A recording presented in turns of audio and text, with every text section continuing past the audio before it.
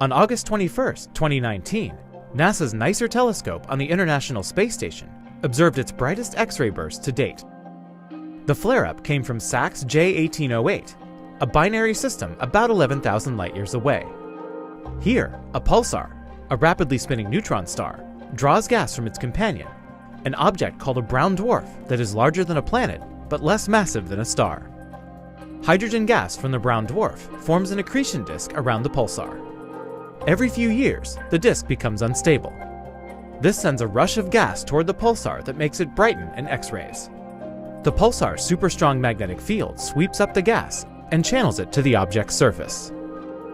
Hydrogen nuclei falling to the pulsar's surface fuse together, producing energy and forming helium nuclei, which settle out below. This process is similar to what happens inside our Sun.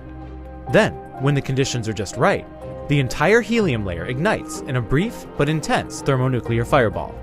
Astronomers call this a Type 1 X-ray burst. Here's how it happened.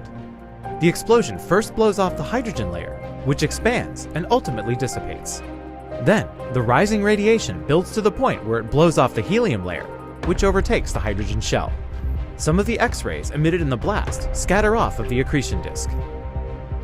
The fireball then quickly cools, and the helium settles back onto the surface. It was all over in 20 seconds, but Naiser data clearly show important details that haven't been seen together in other bursts. This will help scientists better understand the extreme physics of these eruptions on accreting neutron stars.